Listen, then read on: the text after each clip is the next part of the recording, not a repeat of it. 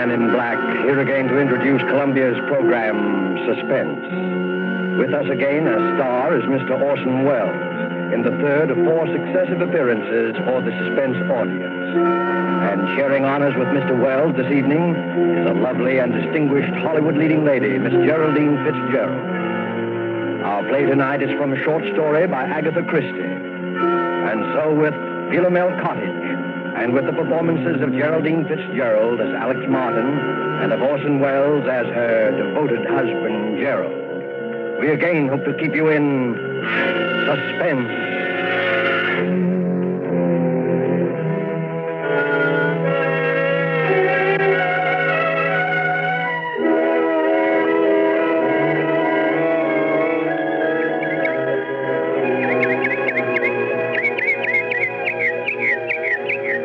Philomel Cottage. What's that, Alex? I was just reading the sign over the gate. What does Philomel mean? Are you joking? No, really. Why, you little cockney. You've been here for 3 weeks and you still don't know. Philomel is another name for the bird that's supposed to sing only for lovers. You've been hearing it every twilight. Oh, nightingale. Of course. That sign, Philomel Cottage, is the main reason I wanted this place for us. Glad you bought it. Gerald, this was a 50-50 investment, and you know it. 50-50, £1,000 from me and 2 from you. What else could we do? You couldn't touch any more of your capital at the time, and... Well, when you find a country cottage that combines old world charm with new world plumbing, you want to grab it. And we did have to have the place, didn't we? Yes, we did. I've often wondered if you went a bit lonely. Lonely? With you? I mean, well, after living the city all your life, pretty much to ourselves, you know. 2 miles from the nearest neighbor. From the nearest eavesdropper, you mean? Not an utterly hopeless romantic I met. Well, you can't get out of it now. No. Oh, Gerald, you know what day today is? Today, it's the 13th. It's our anniversary, darling. We've known each other exactly a month. No, exactly 30 days. Oh, Gerald, really now? No, really. What is it, dear? Do you have the pain again? No. Just a little indigestion, I think. There. Do you want me to get you your pill? No. Well, dear, it's 11:25. Better get on to the village. Now to get that camera equipment. And the human timetable walks through the garden gate. My dear, there's nothing wrong with system, even on a honeymoon. Sooner I go, sooner I get back. Oh, come on, Gerald. Forget your old photography. Why don't you stay and do some gardening? It'd be good for you. Better for old George. He gets paid for it. He's not due again till Saturday. The place will go to rack and ruin. Over my dead body. Goodbye, dear. Don't walk too fast, dear. Remember the last time. Be careful, darling.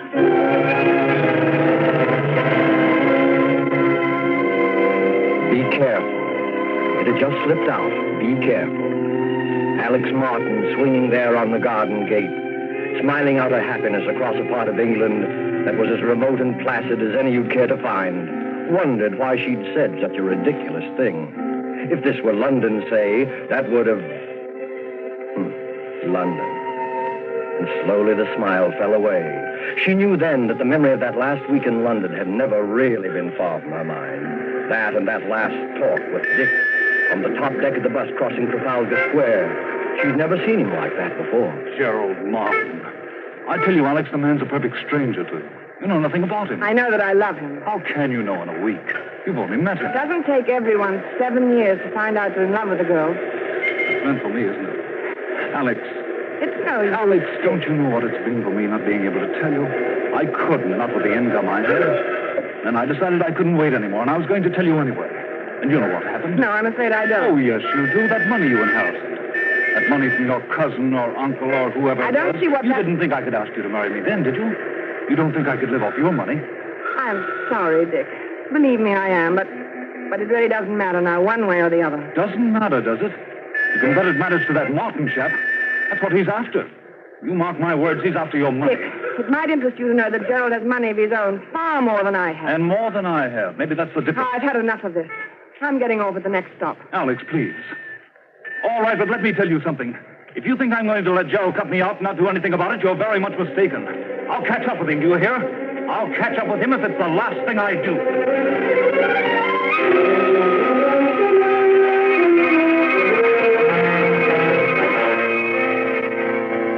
catch up with him if it's the last thing I do. To Alex, that threat of just 1 month ago was merely a heat-of-the-moment outburst of hurt pride. And yet, as she leaned on the gate of Philomel Cottage, it kept echoing in her mind. What swept it away, what brought her back to the rustic, idyllic happiness of her life with Gerald Martin, was the ring of the telephone inside the cottage. Who could be calling? Gerald. Gerald had hardly had time to get beyond the turn in the road. Except if something had happened to him, if he'd had another attack. Maybe one of the villagers was trying to call to say that he... Well, she hurried then, and her hand shook a trifle. Hello? Alex, this is Dick. What? Who did you say? Dick? Why, Alex, what's the matter with your voice? I wouldn't have known it. It's Dick. Dick Wonderful. Oh, well, where are you? The Traveler's Arms. That is the right name, isn't it? Or aren't you acquainted with your village pub? You mean you're here? Yes, I'm on a holiday doing a bit of fishing. Any objection to my looking up you two good people this afternoon? Oh, no. No, you mustn't. Why, Alex. I beg your pardon. Of course, I won't bother you if you'd rather I didn't. I'm sorry, Dick. I only meant that we'd be away this afternoon. Won't you come this evening? Thanks very much, but I'll probably be away by then. Depends upon whether a pal of mine turns up or not. Goodbye, Alex. Goodbye, Dick, and I hope that... Best of luck.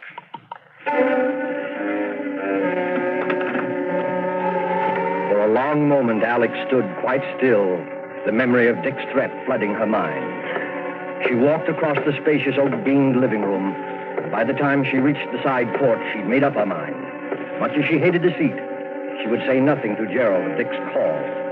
She stepped out into the garden, and for the second time that morning got a surprise. There, big as life, was her gardener, busily trimming the hedge. Why, George. I thought we agreed that Saturday was your day here. I thought as how you'd be surprised, Mrs. Martin. There'll be a fair over the Squires on Saturday, and I says to myself, Mr. and Mrs. Martin, they won't take it amiss if I comes for once on a Wednesday instead of a Saturday. No, of course not, George. Then I thought, too, as I might as well see before he goes away so as to learn your wishes with the boarders. Before I go away? To London tomorrow. Me? Going to London tomorrow? Where did you hear that? Met Mr. Martin down the village yesterday. He told me you was both going away to London tomorrow. And it was uncertain when you'd be back again. I didn't... Now, don't tell me you and the master is disagreeing already. Oh, no, naturally not. The trip just slipped my mind. Get on with your work, George. Listen, never could understand why anybody'd want to go up to London, though. Like Mr. Ames, what used to have this house. He went up there, not to live, mind you. Yes, and after fixing up this place like he did, with taps all over everywhere, why, you're going to take a loss, I says to him when I sees the place up for sale. Ain't everyone as will have your fed for washing themselves in every room in this house, in a manner of speaking. But George, he says to me, I'll get every penny of £2,000 for this house. And sure enough, he did. He got 3,000. 2,000. Some he was asking was talked of at the time. Very high figure it was thought to be. No, George. You see, I gave 2 and, well, it really was 3,000. Yeah, don't tell me that Mr. Ames had the face to stand up to say 3,000, brazen like, in a loud voice. He didn't say it to me. He said it to my husband. I guess I'll do some spading now. The price was 2,000.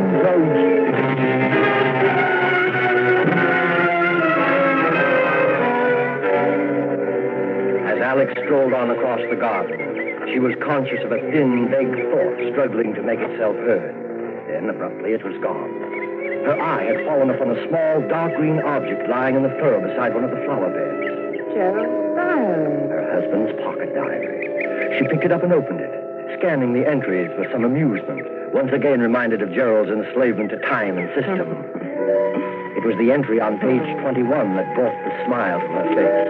April 14th. Marry Alex at St. Peter's Church, 2:30. And it was the entry on page 30 that took that smile away. She stared, puzzled, at the date on the page, Wednesday, May 13th. Why, that's today. Only one thing was written there in red pencil. 6 p.m. What was to happen at 6 p.m.? As she stood there, that small, vague thought struggled to be heard once more. It was something Dick Winterfeld had said. Not the threat, not that wild, silly promise of vengeance, but something else. And then it came. Stranger to you. You know nothing about him. Nothing about him. It was true. What did she know about him? After all, This is ridiculous. Gerald, my husband. I love him. I trust him. But Then she thought once again of that cryptic entry. 6 p.m. It was just 3 o'clock when Gerald, his arms laden with packages, walked up the garden path and came onto the side porch. Oh, Alex! The moment he opened the door into the living room, she noticed the rather odd kind of excitement about him. There you are. Miss me, darling? why wouldn't I? You've had time to buy out the whole village. Only the camera shop. No. If I don't have the best-equipped darkroom this side of London, it won't be my fault. If you're not careful, that darkroom of yours is going to overflow the whole cellar. Oh, incidentally, here's something you've been watering the flowers with. Hmm? Cash. My diary. I dropped it in the garden, did I? I know all your secrets now. Not guilty. Oh, I'm not so sure. What about your assignation at 6 p.m. today? Why, oh, that. Well, you've caught me at last. It's an assignation with a very handsome young woman, quite remarkably like you, in fact. You're evading the issue. Not at all. Simply a reminder that I want you to help me develop some negatives this evening. At 6 o'clock? That's rather a peculiar time, isn't it? Peculiar? Yes, I'm usually preparing dinner at that hour. Well, no harm in delaying it a bit. We might have a sandwich or two and some coffee out on the porch. Before we work on the negatives, you mean? Yes, that'll be pleasant, won't it? You know something, Alex? I've never found anybody yet who could touch your coffee. Really? That covers Australia and Canada, Oh, too. you and your mysterious past. Why do you say that? No reason. Oh, Gerald, I do wish I did know more about you. Alex, you're serious. I know it's silly, but Darling. I've told you all about me, my boyhood Yes, in Sydney, my life in Canada. Yes? I see. You mean love affairs. You women are all alike. Well, but there must have been. There must have been other women. I mean, if only I... Do you think it wise, Alex, this Bluebeard's chamber business? Let's put your mind on such a subject anyway. Never mentioned it before. Oh, I don't know, Gerald. I've been rather upset all day. I imagine I can thank old George for that. The gardener, you mean? He had some ridiculous idea we were going away to London. He said you told him Where so. did you see him? He came to work today instead of Saturday. You fool! Why, Gerald. I didn't get this collar. Oh, Gerald, lie down. Look, lie down here. Here's some water. Here, darling. I'm all right. I'm all right. Sorry. Oh, I'm sorry, darling, getting you all upset. Just Well, because the stupid old gardener. I made some weak joke to him about go off to London in the morning. He must have taken it seriously, else he didn't hear properly. You straightened him out, I suppose. Hardly. You know what a gossip he is. I didn't want the whole village to think my husband was leaving me in the dark about his plans. Are you all right now? You told him we were going then. Naturally. Yes, of course. Sorry you were placed in that kind of a situation, darling. I don't suppose you ran into anybody else today. This far from the world, Gerald? It isn't very likely, is it? Gerald. No, not another word. No, not another word. You aren't yourself now. It's quite plain. I want you to have a little rest. You'll be right as rain by 6 o'clock. Must you do those photographs tonight? After all, you don't do so well yourself. Dear, when one sets a time to do something, one should stick to it. The only way to get through one's work. All right, up with you, upstairs to your bed now. Very well, dear. I'll be getting things arranged in the dark room.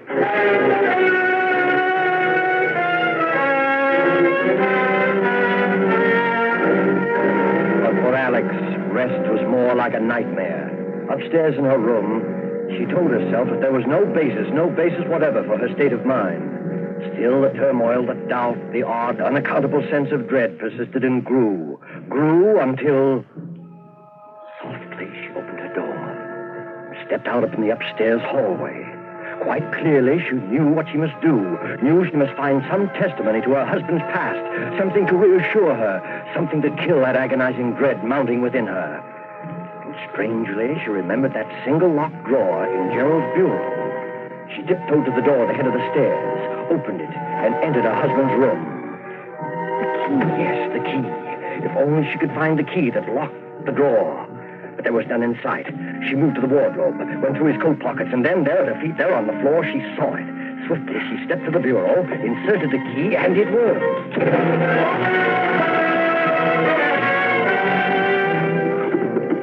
Alex Martin opened the drawer, looked down upon a small packet of letters tied with a light blue ribbon. And when she saw the uppermost envelope, her face reddened with shame.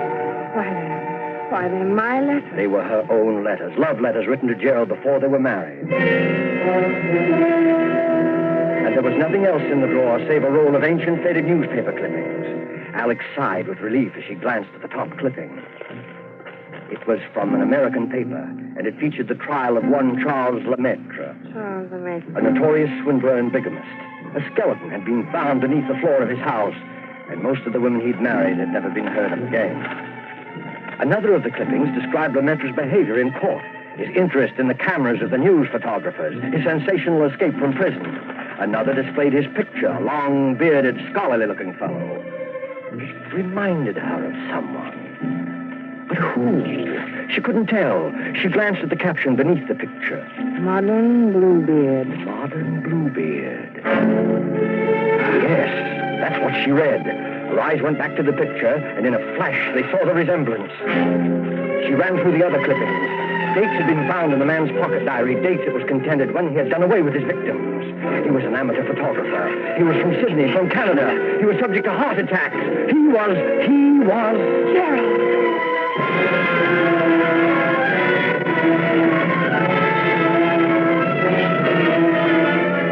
The room whirled around her. Dick had tried to warn her. Dick had been near her that morning. She turned him away. It was then that she noticed the sound. She turned toward the bright new pipe in the corner running up through the room. From below, near its base, something was striking that pipe, as though someone were... That was it. As though someone were digging.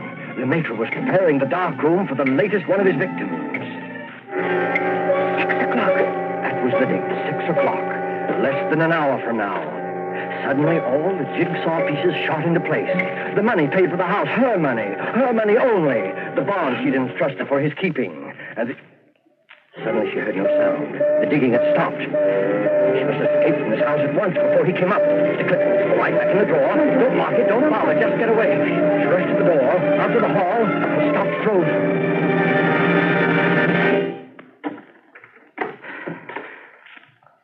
Yes, my dear? Oh, you startled me. I was just trying to find your nail file. Were you, dear? Well, that's nothing to look so guilty about now, is it? Better come on down.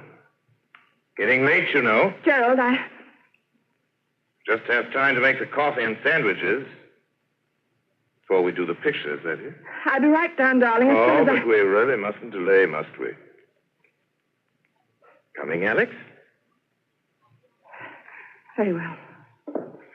Now, that's better. Here, let me give you a hand. Never mind, Why, Gerald. Alex, how cold you are.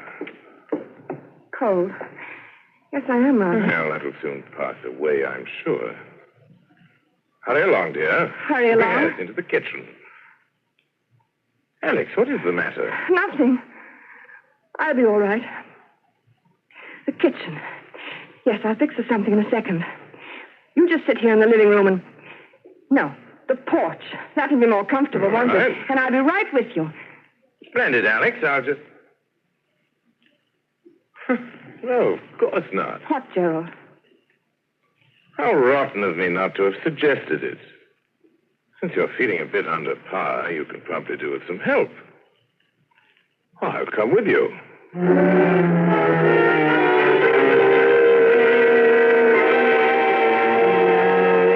He knew then that some way, somehow, she must get word to Dick Winterford. The fact that he might be gone by now, the memory of him telling her so, she resolutely put out of her mind. There must be no more panic.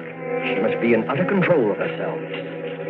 Alex, carrying the coffee out to the porch, glanced at the clock upon the mantel. 10 minutes till 6. Her very life hung by those next 10 minutes, by her ability to think coolly and swiftly, because standing beside her was a man as determined as he was insane. A pity you're so abstracted, my dear. What? Why do you say that? Well, because you're missing the loveliest sight you're ever likely to see again. Look out beyond the garden. First soft shades of twilight. Twilight. Over Philomel Cottage. Now, I say, Alex, you are below par. What do you mean? First time you've ever slipped on the coffee. Must have tossed in the entire canister. I'll be more careful after this. Oh, dear. That reminds Alex, where are you going? Nothing to get excited about, Gerald. I forgot to order meat for tomorrow. I'm just going to phone the butcher. The butcher this time of evening? He generally stays late on Wednesdays. I'll be right back, darling. Don't shut the door, Alex. It keeps the insects out of the living room. You're not afraid I'm going to make love to the butcher, are you?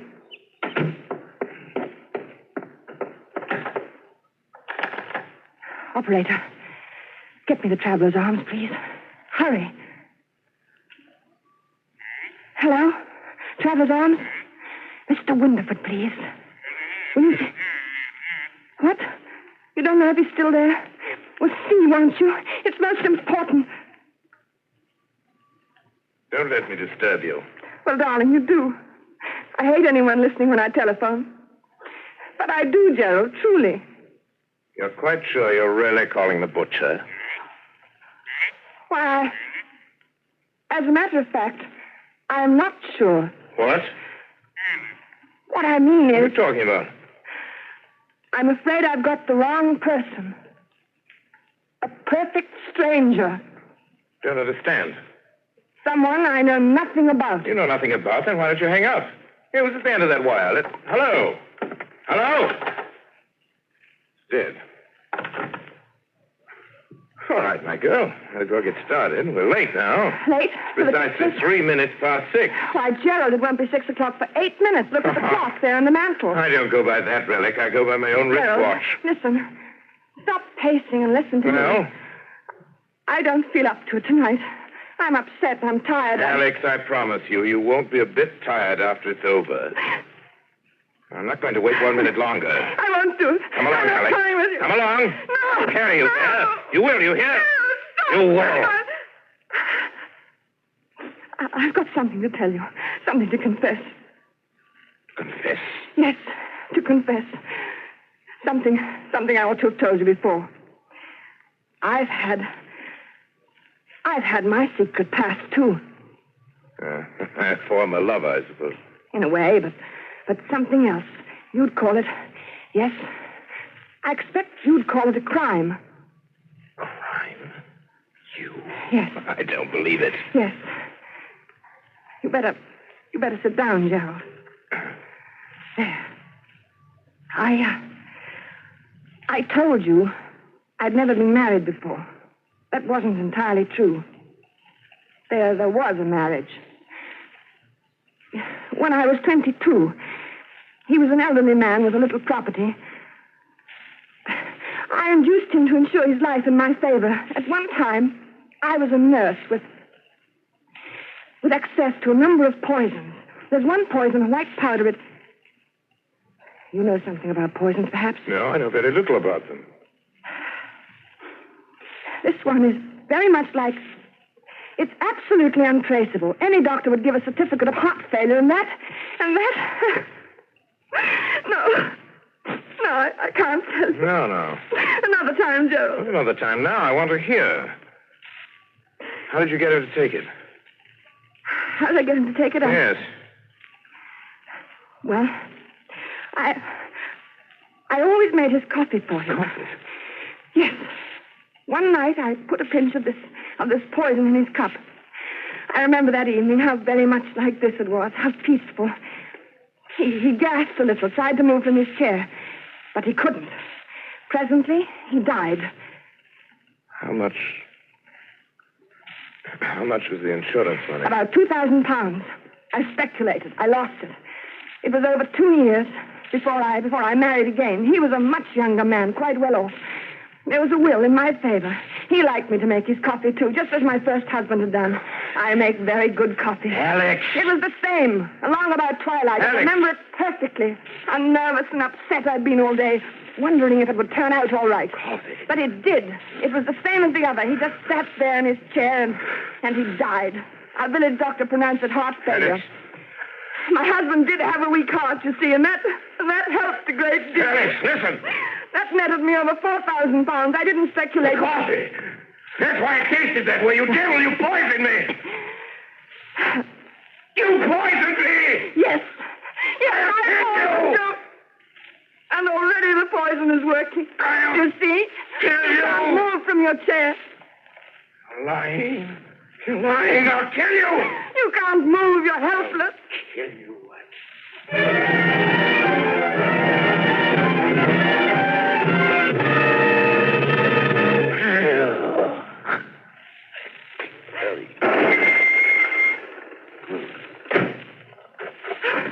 Alex, all right.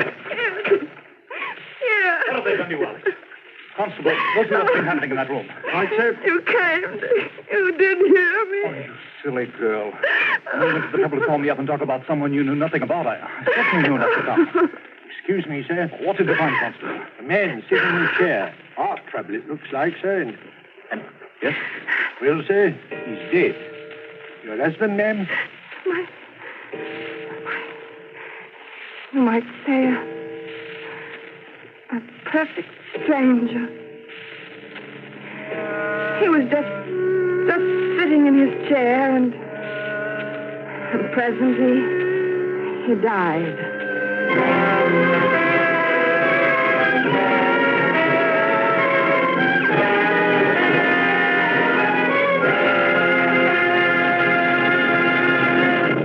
And so closes Philomel Cottage, Agatha Christie's story of love from a stranger, starring Geraldine Fitzgerald and Orson Welles. Tonight's tale of suspense. This is your narrator, the man in black, who conveys to you Columbia's invitation to spend this half hour in suspense with us on October 19th, 1 week from Tuesday, when Orson Welles will again be our star.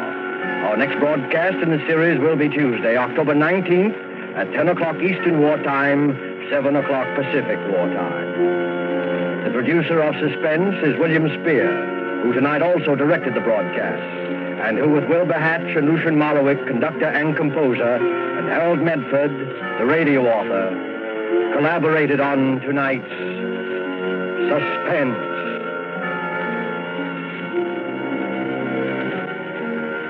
This is CBS, the Columbia Broadcasting System.